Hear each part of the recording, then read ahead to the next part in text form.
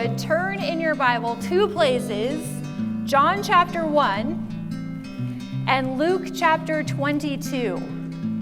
It is my absolute pleasure to introduce you, I'm not kidding this time, my absolute favorite Bible character. That's not a lie. He really is my favorite because that's where we are. He is my absolute favorite, John chapter 1, Luke chapter 22. His name is Peter. Who is super familiar with Peter, right? Everybody knows Peter. He's one of the 12 disciples of Jesus, right? I'm just going to kind of introduce him to you tonight. He was a fisherman by trade, right? He had a business with his dad, his brother Andrew, and friends. Remember his friends' names who also became disciples of Jesus? The sons of thunder? James and John, right? Hey, Missy. What you doing? Get in here. My daughter's here. She thinks she can hide, but that's hilarious. So James and John, right? So they had this business. Now, fishermen were like the construction crew of the Bible. My husband works around construction crews a lot. It's pretty rough and tumbly, right? They're kind of rough and tumbly guys. That's how the fishermen were. They were gruff. They were rough. It was hard work to be a fisherman.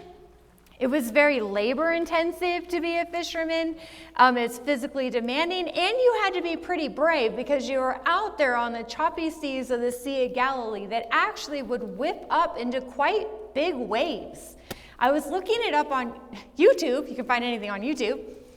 These storms that would whip through the Sea of Galilee and these swells that would go up to like 15 feet. Huge swells. Well, in Bible times, they had these little boats, so they'd just like flip over all the time. So it was physically demanding and you needed to be brave. And that is Peter. He is a bumbling, gruff, kind of construction crew kind of guy. And I absolutely adore him for 1,000 reasons. And Peter met Jesus. Okay, that's in John chapter 1. So look at John chapter 1, verse 40. Where Peter met Jesus. It says, one of the two heard John speak and followed Jesus, Andrew, who was Simon Peter's brother. Now, pop quiz, we're in John. If John, the book of John, says John as a name, who is he probably talking about? John the Baptist, because if you know anything about John, he literally never says his name. He says things like, the one Jesus loved, the one that sat directly to the right of Jesus, the one Jesus loved the best, Jesus' favorite, stuff like that. Not really, but it was like that. So what he does is takes too many words to tell us without saying his name that it was him. So in John, if John is named, it is probably John the Baptist, which you guessed it, this is John the Baptist. So John the Baptist had disciples who followed him around, and he was like their rabbi. Well, Andrew, Peter's brother, was a disciple of John the Baptist at first. And that's how Andrew heard about Jesus. And Andrew introduced his brother, Peter, to Jesus. Okay, so that's what this text is talking about. So Andrew, he says he first found, verse 41, his own brother Simon, which is who? Peter. Okay, that's something to know. We're going to talk about that in a minute.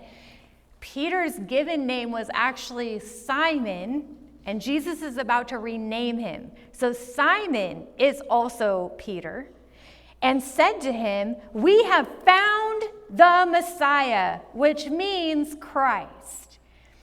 And he, that is Andrew, brought him, that is Simon, to Jesus. Now check this out. Jesus looked at him. Looked at who?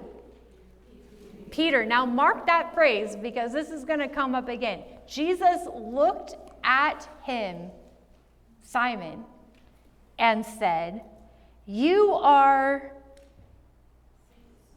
Simon, the son of John." That is his dad's name. There's a lot of Johns. That's fine. "You are Simon, the son of John, but you shall be called" what? Cephas, or Peter. "You are Simon, but you shall be called Peter," right? Okay, so a couple definitions. If you guys went through the tools class with me, which kind of got hijacked, but that's fine. Simon, word definitions, name definitions are super important. Okay, let me give you the definition of Simon. Simon means shifting sand, or in other words, unpredictable. That's literally what it means, is that he's unpredictable.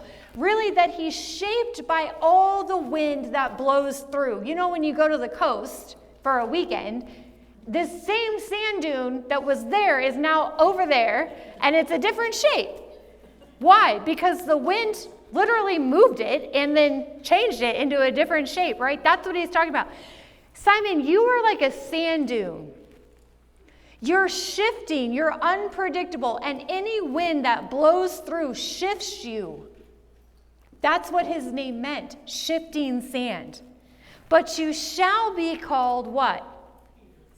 Peter. Now, what does Peter mean? Solid rock.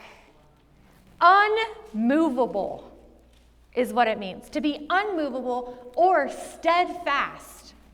Which means when the wind blows against the same beach and there's a boulder in the sea, that boulder didn't move tomorrow. That's not going anywhere. The wind can do all kinds of things to that rock. That rock's not moving. Same wind, it doesn't move, right? So the Lord's like, right now on this beach, the same wind, you're a sand dune. But you're going to be that boulder, that's steadfast and immovable, right? That's what Jesus said. Now, this is really interesting because Peter, in this moment with Jesus, Jesus looks at Simon and says, "I know you. You're Simon. I know you. You're shifting. You're unpredictable. You get blown around by the things of the earth, the trials of earth. I know you, Peter. You move. But you shall be immovable." The rock. This is a complete renaming and relabeling of Peter, right? Jesus looked at Peter, knew Peter, that Peter would grow up into this new identity the Lord was giving him. He wasn't yet, but he would be. So instead of saying, "Hi, my name is Jesus," Jesus looks at Simon and says, "Oh boy, you're Simon, but by the time I'm done with you, you're going to be Peter." Right? That's what happened. And it's a renaming and a relabeling. And this is Peter's first encounter with Jesus. How wild would that be if Jesus walked up to you and said, "You're fickle, but give me 3 years and you're going to be steadfast"? How wild would that be? So that was Peter's introduction with this rabbi. And I think it's sweet because Jesus met Simon right where he was. He didn't force him to be Peter right away. He said, "I know who you are. I'm going to meet you where you are, and together we're going to walk through this thing until you are Peter." And I love that because I feel like Simon, who needs to be walked through to Peter. And if I have to try to figure out Peter by myself, it ain't ever going to happen. So that's what happened to Peter. Now check this out. How would Peter grow? How would Peter grow up into this new identity that takes him from Simon to Peter? What means would the Lord use to grow him up Trials. No one's going to like this. Write this list down. Sorry, this is how it goes. Y'all, this is Peter. Trials, hardships, failures, right? All the while he's walking with Jesus, trying to figure it out. It's a sanctification walk. It's a, I know who you're going to be, but you're not yet. And how do you get there?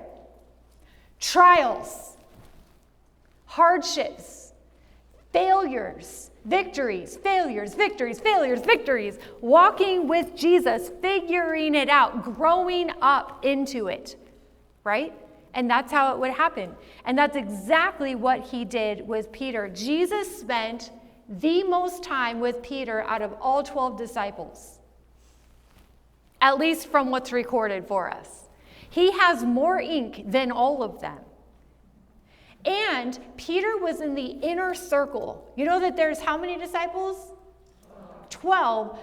But sometimes the Lord only took, do you remember? 3. And who was the 3? Peter, James, and John. So every single thing that the Lord did in the New Testament, in the Gospels, Peter is there at them all because he's part of the 3. Okay? So he's in an inner circle. Now that sounds really cool. It sounds like Peter's like VIP. Here's how I see it. Peter, you're going to be attached at my hip on a very short leash. I need to have my eyeballs on you at all times. You cannot leave my side. And he spent a lot of time with Peter. Now, Peter was unpredictable in word and deed. He did all kinds of crazy things, but what he always was genuine.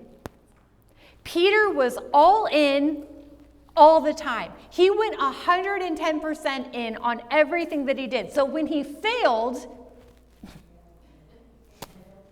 he was all in. He failed hard. He failed so hard. Dude. And when he succeeded, it was triumphant. Now, the thing with that is a lot of the time, his failure and success are two sides of one coin. They happen in the same verse, on the same dirt, almost every time. Let me give you some examples. So, remember the waves where he falls because he's looking at the waves? Remember that? Well, he did. He feared, right? And the Lord's like, why'd you fear? You know, oh, ye of little faith, that whole thing. And we're like, man, Peter really failed. He really fell. He also got out of the boat. He is the only one of the 12 who trusted the Lord enough when he said, do not fear, to get out of the boat and walk on liquid concrete. He is the only one. So while we're like, man, Peter, you're such a failure, he's like, I'm the only one out here. At least I gave it a shot. He's the only one besides Jesus, to our knowledge, that has ever walked on water. But all we can think about is, and you sunk in the waves. No! The Lord's like, oh, Peter, you were so close. We totally could have walked all the way across and got a hot dog before these guys showed up. Not a hot dog. It's Jewish. A kosher dog with no bun. I have no idea. Something. A falafel. Is that right? Thank you. Whatever it was. Like, oh, Pete, like you were so close. We totally could have rocked across the whole thing, you know? So it was an success and failure in the same breath. Okay, here's another one. They go up to the very top of Israel called Dan, Tel Dan. It's all the way at the top. And if you guys remember from Kings, it was a pretty yucky place. It's where Jezebel had her throne. And one of the golden calves were there. And all this pagan yuck stuff was going on up there. And actually, it was one of the places that the Pharisees and scribes says, Jewish boys do not go there. Well, Jesus is like, and they trudge up to Dan. And it's there in this area that the Lord says, who do people say that I am? Remember this? And they came up with all kinds of things. Well, some people say you're Elijah. Some people say you're Jeremiah. Some people say whatever. And the Lord's like, no. Who do you say that I am? Remember this? And Peter famously says, for the first time, anyone ever saying, you are the Christ, the Son of the living God. Remember this? On the heels of making this huge declaration where the Lord's like, on that confession, Peter, I will build my house. And Peter says something foolish, and the Lord's like, get behind me, Satan. Now, I don't know about you, but when Jesus calls you Satan, it's a bad day. They are one verse apart. The same. They haven't even left. They're in the same conversation. Hilarious. Okay, how about this? Peter, I will go. We're actually going to talk about this in a minute. I will go to your death, Jesus. There is nobody's taking you. Rah! The fishermen all came out. No one's touching you. I will single-handedly take on the battalion of the Roman soldiers, right? I will do it. I will do it. And so when they came, he cut off the ear of Malchus, the Roman intern. Right? He didn't take out a whole soldier. He took out a half-pint soldier, cut his ear off. Bad move, Peter. And Jesus goes and puts it back on. Remember that? But Peter is the only disciple that did not run away when the Romans came to the garden. He was the only one there. Everybody else left Jesus' side. And that's Peter. It's like this double-edged sword, this two sides of one coin. It's like, his whole life. That's called sanctification, y'all. That is how it is. On the heels of some good thing that you did for the Lord, an hour later, you're like, right? I do. Like, oh man. It's like up, down, up, down. That is Peter. And that's what I love about Peter, because he's completely relatable. The Lord does not hide his failures or faults in any way. His life demonstrates to us to never let fear of failure keep you from walking with Jesus with all you got. He never cowered out. He didn't let his failures keep him on the ground. He kept walking, he kept going, he kept pursuing. We do not have to get it right all the time. Take that home with you. The Lord knows that you are Simon, working your way to Peter, and it's okay to fall down in the process. He knows we will. That's how it works. That's how sanctification works. And like Peter, y'all, I would rather fall and falter and skin my knees and bust up my nose and all these things on the way home than to not have run for Jesus at all, because I was scared to not do it right. I would rather drag myself across the finish line of heaven and be like, I made it. I've got one leg left, an eyeball. That's it. I'm scraped up and bruised, but I did it. I ran the race. And what does the Lord say?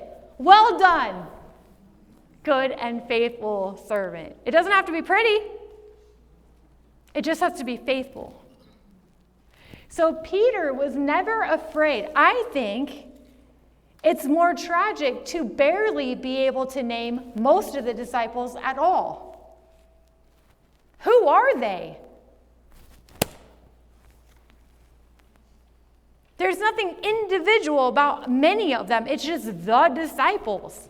I would rather be Peter all day long. You see, Peter had a lot of ink, and I love that. Okay, go to Luke chapter 22. This is super important, because Peter's lowest moment that's recorded for us in the scriptures was prefaced in the upper room. In the upper room. Are you guys familiar with the upper room? Okay, the night of his arrest, it was Passover night, and they're all at dinner. Look at verse 31, chapter 22, verse 31. They're at dinner. They're sitting at the Passover feast. So that kind of gives you the 360 view of where they are. They're in the upper room. Jesus is mere hours from being arrested. And this is what happens. Simon, Simon. His old name, right? Jesus looks right at Peter, and this is what I'm talking about. With all the disciples around, Peter got called out a lot. Jesus spent a lot of time with Peter, and listen to what the Lord says. Simon, Simon, behold, Satan demanded to have you, that he might sift you like wheat. But I have prayed for you, that your faith may not fail. And when you have turned again, strengthen your brothers. What's the Lord say? Simon, Simon, Satan has your number. He is after you by name to sift you like wheat. But I have prayed for you. When Jesus tells you he prayed for you, do you think that prayer worked? The enemy wants you. He's got your name. He's got your number. He desires to sift you like wheat. But I have interceded for you. I have stood as an advocate on your behalf, that your faith may not ever, ever fail. When the enemy is out to sift you like wheat, that's called trials, tribulation, hardship, failures. When the enemy has your number. But I have prayed for you that your faith would not fail. Why? Look at what the Lord says. Simon, there's going to be hard things coming. The enemy is trying to yank you out of the kingdom, totally disable your walk with me, completely take you out of the game. But I have prayed for you that your faith would not fail. And when you have turned again, which means Peter will fall to the temptations and the trials and the failures. But when you get up off your face, Peter, strengthen your brothers. You have more work to do. Do you hear this? When you have turned again, when you have repented from that, when you've got off your face, when the trial is over and you realize that didn't go very good, you're going to stand up, Peter, and you're going to take that situation and you're going to strengthen your brothers. That's what you're going to do. You're going to get up and you're going to turn that test into a testimony and you're going to strengthen your brothers. It also is telling Peter that there isn't any failure in my book that disqualifies you from running for me. Because I know you're going to fail. I know you're going to fall. I know hard things are coming. It's going to want to wipe you out of the game. I'm going to pray for you. And when you can get up off the ground, you have ministry to do. And that's what the Lord gave Peter in the upper room. Now, no more than a few hours later, Peter chops off the ear of the Roman soldier and like all this stuff is going on. But Jesus gets hauled off to be arrested. And the next time we see Peter, anybody know what he's doing? He's warming himself at the enemy fire. Remember that? Do you guys remember that? Yeah. He's warming himself at the enemy fire. Now, keep that in mind because look at what Peter says, still back in our Luke text. When you have turned again, strengthen your brothers. And Peter said, Lord, I am ready to go with you both to prison and to death. And we know he was because of his valiant effort to chop off one ear of a Roman legion. I mean, that'll do it. But he was willing and he stuck around, right? That was his heart's desire. What does the Lord say? I tell you, Peter, the rooster will not crow this day until you have denied me, until you deny 3 times that you even know me at all.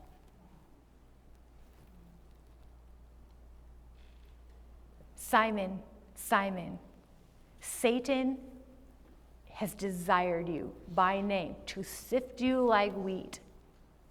But I'm praying for you that your faith would not fail. And when you get up, you strengthen the brothers. And Peter says, no way. I'm going to you, with you, to death. And Jesus says, I'm telling you, before the night is over, you will deny that you have ever even known my name.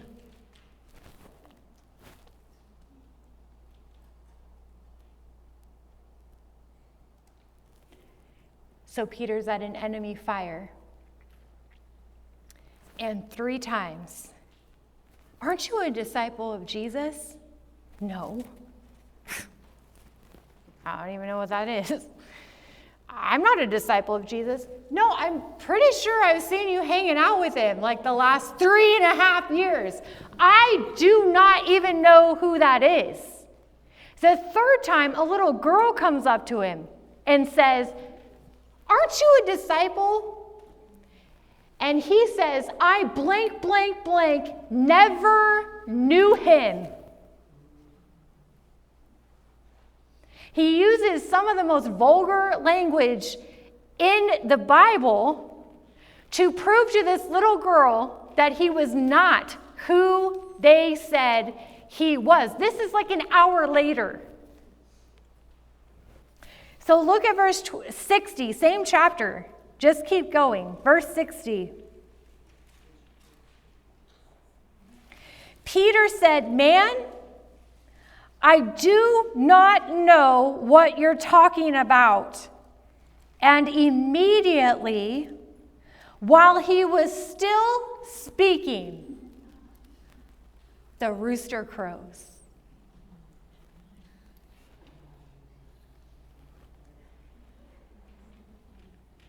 Now check this out. Mark this one a lot. The Lord providentially, at that exact moment, by God's design, was for some reason being trucked back through the courtyard, probably in chains, probably going to a prison cell, whatever it was. Jesus could see Peter. And what happens? The Lord turned and looked at Peter.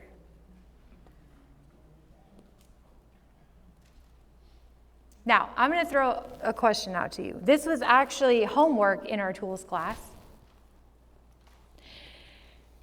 Because on transport to a holding cell, Jesus walked by Peter and looked at him, locked eyes with Peter. Now, imagine this moment. Imagine the night he had in the upper room, and Simon, Simon, and I'll go to your death. You're going to deny me. And now the rooster, what is it? Cock-a-doodle-doo. Dude, that's not even right. That's all I got. That's literally your sound effect for the night. At that exact moment, Jesus walks back through the courtyard. He's not just in the courtyard. He's being trumped back and forth by whoever getting transported to cells, right? He's about to do the mock trials. And he turns and he looks at Peter. Now, tone is super important when you read the word. Because if you don't know the history between Jesus and Peter for the last 3.5 years, and the sanctification process from Simon to Peter, and the sweet encounter that he had in the upper room where he literally told Peter this was going to happen, and knowing how much Jesus loved Peter so much, and Peter fiercely loved the Lord, fiercely. What does this look say to you?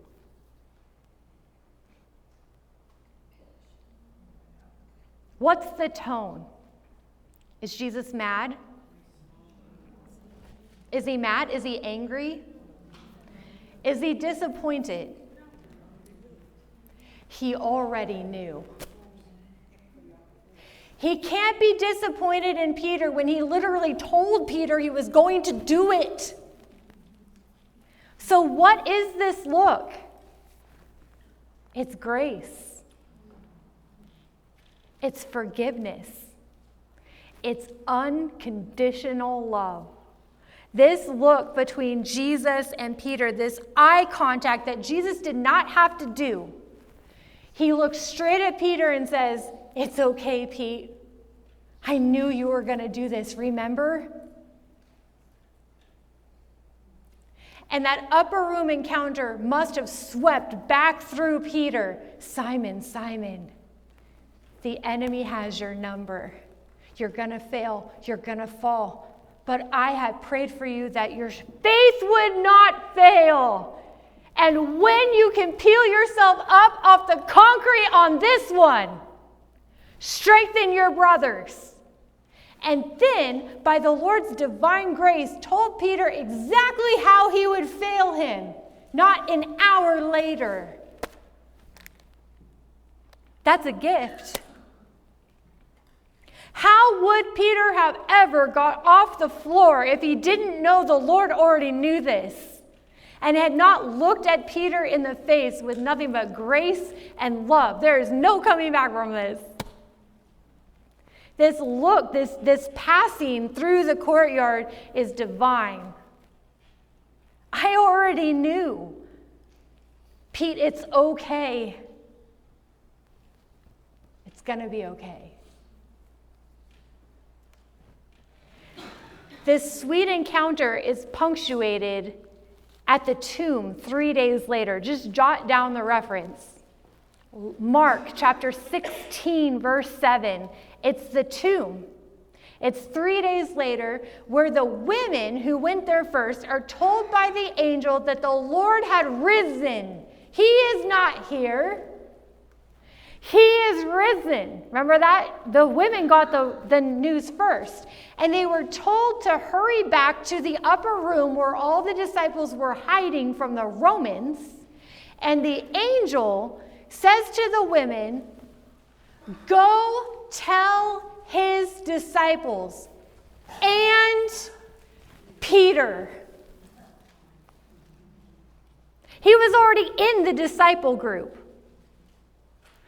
The word that came down from heaven on the angel armies from the Lord was to tell Peter he is risen. He by himself.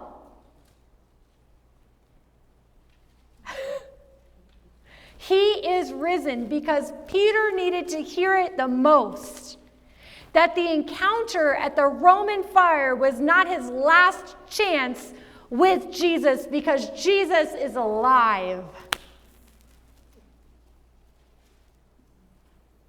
Otherwise, that Roman fire would have been it. Our living hope. Jesus, our living hope, you see.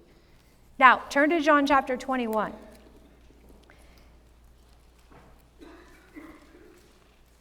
John chapter 21, Peter went fishing.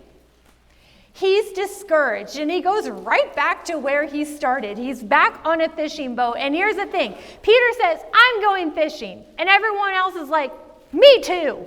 And they all got on a boat, and they're out fishing. Now, this might sound familiar because when Peter was called to be a fisher of men, it's almost the same story. We just don't have time to do it. In fact, if we tried to do every story about Peter, we'd be here for 3.5 years. So I'm just picking some. But this is like a repeat of the first time that we see Peter in a fishing boat where they catch nothing. They fished all night. They catch absolutely nothing. Now, how discouraging would it be to be a fisherman by vocation at first? Your rabbi, you failed him and you're kind of discouraged and you're back out on a fishing boat and all night you catch nothing. That would be lame. I'm not even good at this anymore. They catch nothing. Now Jesus, who they don't know is Jesus, is on the shore watching. Hey, what's up? I wonder how long he stood there. Just like, I wonder if they're going to give it up. On the shore, and what does Jesus say? Hey! Have you caught anything? Peter's like, what? Some dude on the shore is going to challenge me on this? Nope, we haven't caught anything, he says. What's Jesus say? Throw your net on the other side. Does this sound familiar? It's the same thing that happened earlier in Luke. Throw it on the other side. And it says that after recognizing that it was the Lord, Peter took a flying leap out of that boat and swam to shore. He didn't even wait. He jumped out of the boat. And for each account of Peter's denial, Jesus restores Peter. Do you love me? Feed my sheep. Peter, do you love me? Feed my sheep. Peter, do you love me? Now the third time, Peter's getting a little agitated, and he's like, Lord, you know that I love you, right? That's what he says. Feed my sheep. He invites Peter into a relationship and reestablishes his calling to be a fisher of men. He gives him a complete do-over that day.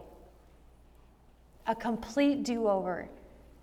And that redemption, that encounter on the shore changed everything.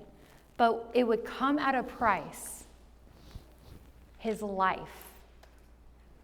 Truly, truly, I say to you, Peter, when you were young, you used to dress yourself and walk wherever you wanted. But when you are old, you will stretch out your hands, and another will dress you and carry you where you do not want to go. Feed my sheep. Follow me. Be a fisher of men. But it's going to be at a cost. What cost? His life. We're going to talk more about that next week. The cost was his life. The cost to following Jesus, you guys, is your life. All in. It's the cost of following Jesus. Now, this part I love. Follow me. He goes right back to the very, very beginning. Follow me. Now, check this out. Peter turned and saw, okay, here it comes. Tell me who this is. Peter turned and saw the disciple whom Jesus loved, John, following them. Oh, in case we don't know yet, the one who also leaned back against him during the supper.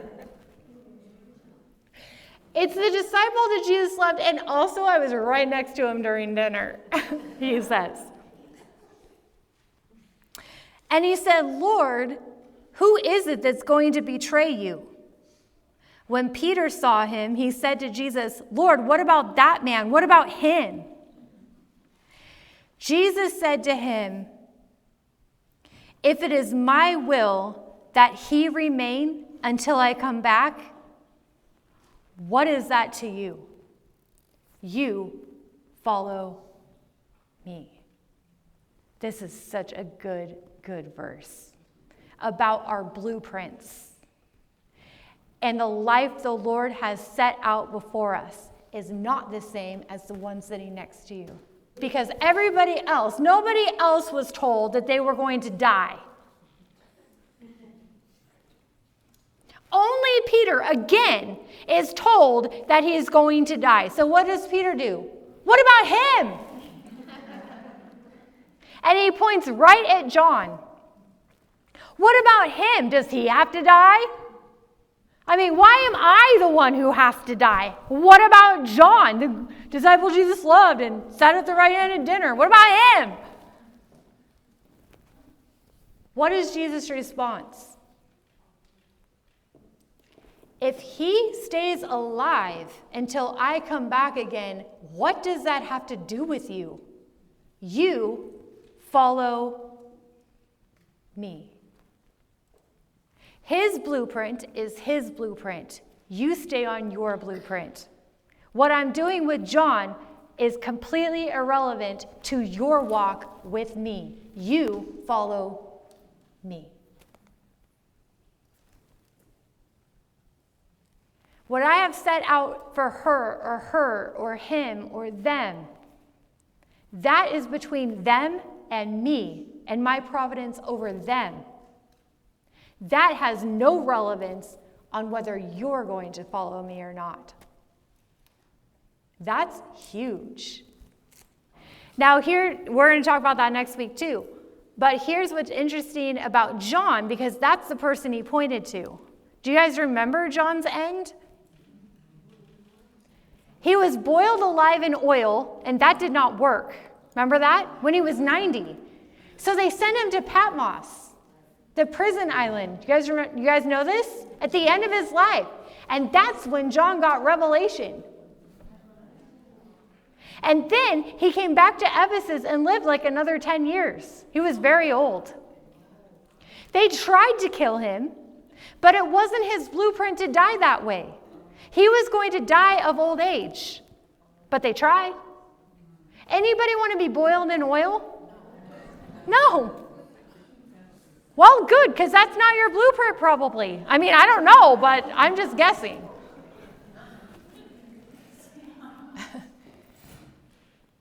And that's kind of the point. We maybe envy somebody else's blueprint, but do we really know? And what does that have to do with us? Walking with Jesus. So Peter was told that.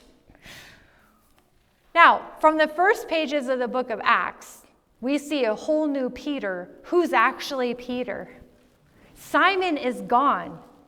He is Peter now, and he's filled with the Holy Spirit, and Peter preaches the first sermon of church, and 3,000 people come to know Jesus. 3,000 people by Pastor Pete. He actually put two sentences together, which is funny because the people are like, how are you putting two sentences together? Because you're from Galilee. You're a fisherman. You're kind of like out in the sticks, and you sound eloquent. And we can hear our gospel in our own language. How does he know all these languages all of a sudden? And Peter just preached this simple gospel. Now, here's the cool thing. From that day forward, Peter dedicated his life to spreading the gospel first to the Jews, also to the Samaritans, also to the Gentiles alike. The Great Commission. He dedicated his life for that. Later in life, this is super cool. I hope this is trivia for you. Later in life, Peter discipled a young man named John Mark. Became a disciple of Peter. Follow me as I follow Christ. This young guy, John Mark, Peter would have been older now, and this John Mark guy, and Peter told Mark everything about his life with Jesus. The 3.5 years that Peter walked with Jesus, and he's telling him all these encounters. He's like, okay, this one time, dude, you're not even going to believe this. On the mountain, Elijah and Moses showed up, and then I mentioned it and got in big trouble. Oh, and then this one time, I chopped off the ear of the Roman. It was rad. Also got in trouble. Oh, and then this one time, and he's telling John Mark all about these encounters with Jesus. And Mark took Peter's dictation and recorded it on scrolls. And we have it today. It's called the Gospel of Mark. Mark was not a disciple. He came to Jesus much later and was a disciple of Peter. And Mark is Peter's account of the gospel.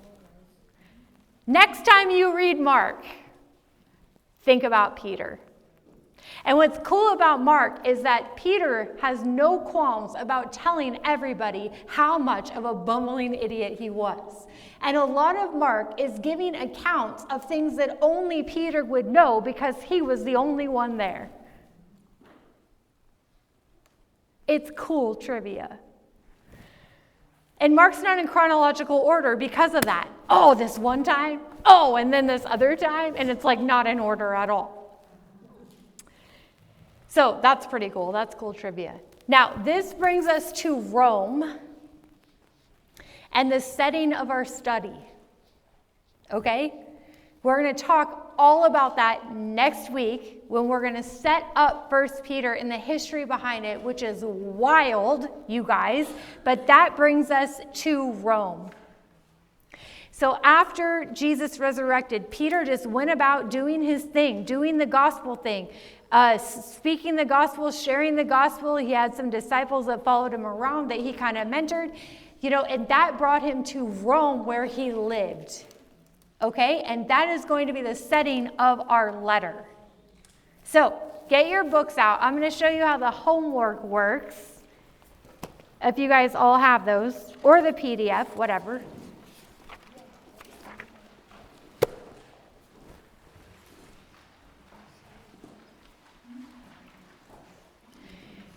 So your homework is much different than how we usually do homework. And I'm super excited about it.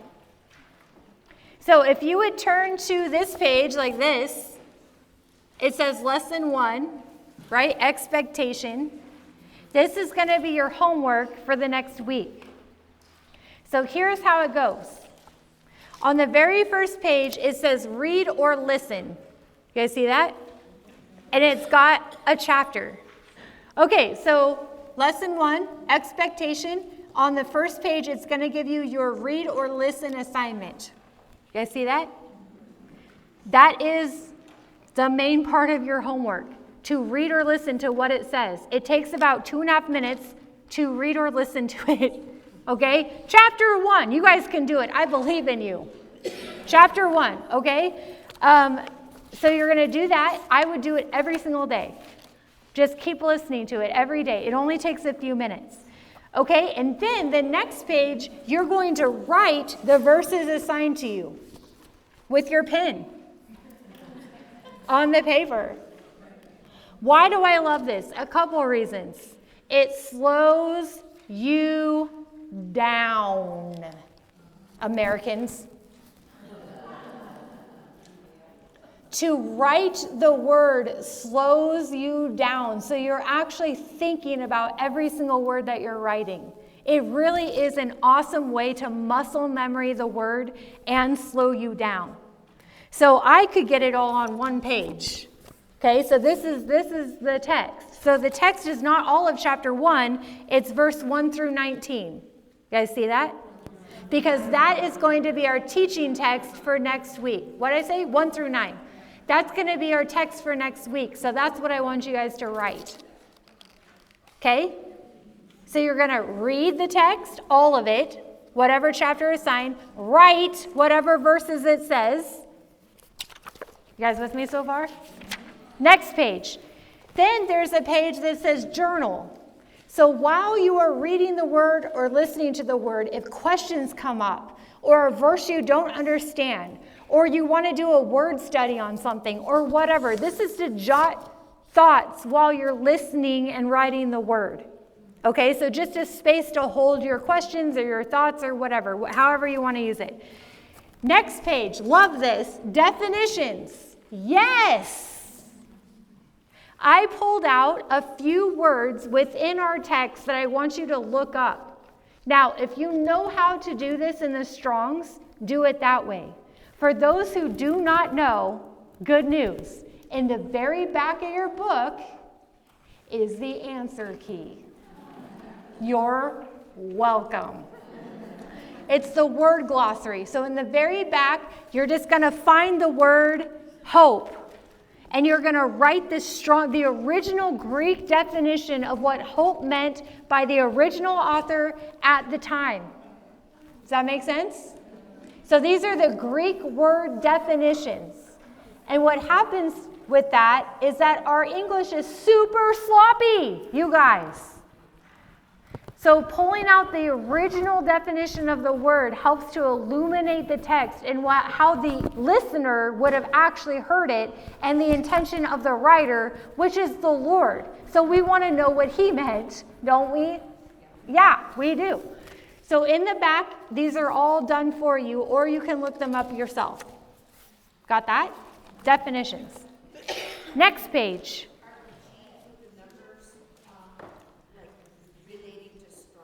Okay, so that's a good question. Strong's concordance is a concordance that assigned a number to every single word in the Bible.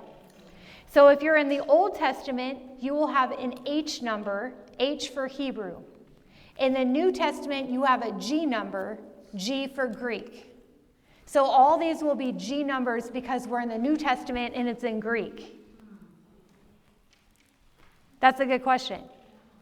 So when we go to Genesis, it'll all be H numbers. Okay, so then there's this page.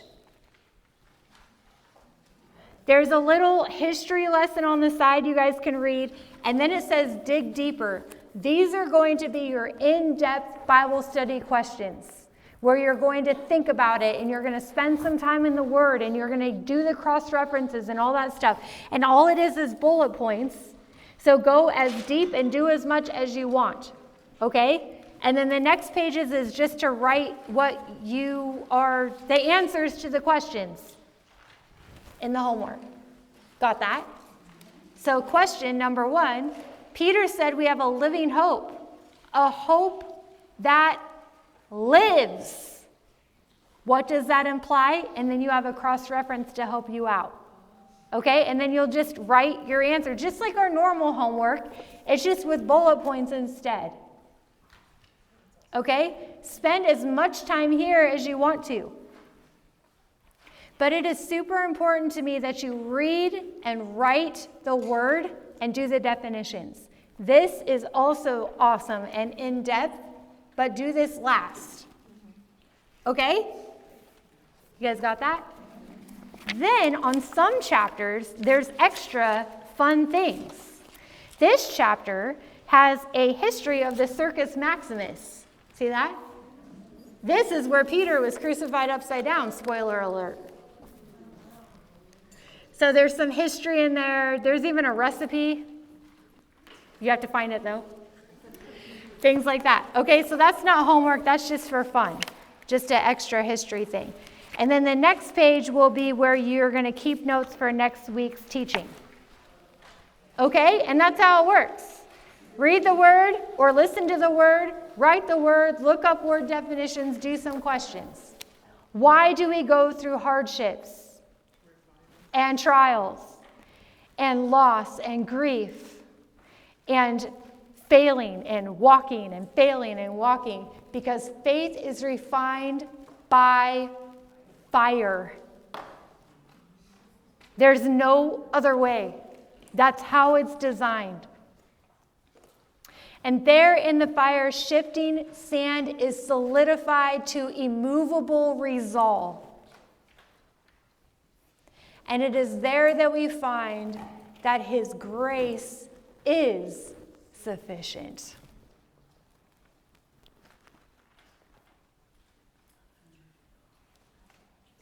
All the turmoil of Peter's life became fruit. It all came back around to him. And he walked with Jesus in a way that he would not have if the Lord hadn't put him through the ringer. That's the truth. Simon, Simon, Satan has desired to sift you like wheat. But I have prayed for you that your faith would not fail. And when you get up off the ground of this trial, of this turmoil, of this hardship, of this grief, of this diagnosis, of the finances, of the trial, grief, trial. That is my life right now. Strengthen the brothers. That's what the Lord told Peter to do. And he did. And to the persecuted, terrified, overwhelmed, confused, and disheartened church, Peter said to them, lift your eyes higher. You have to lift your eyes off earth and put your eyes on Jesus. Earth will drown you.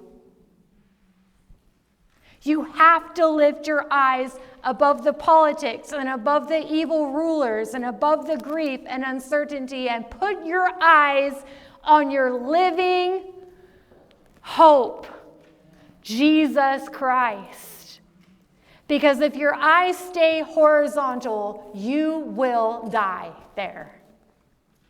You will stop walking.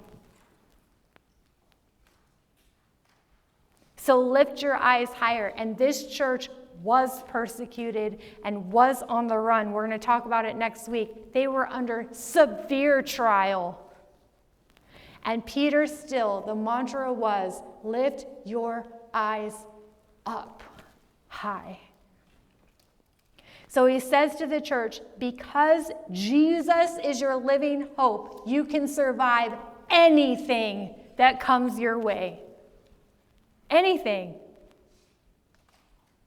And I have prayed for you that your faith would not fail. Because you are attached and because you are abiding and because you are anchored in the person of Jesus Christ. That is the entire aim of his letters. Our living hope is Jesus. And Jesus is all you need. And his grace is truly sufficient. That's the theme of 1 Peter.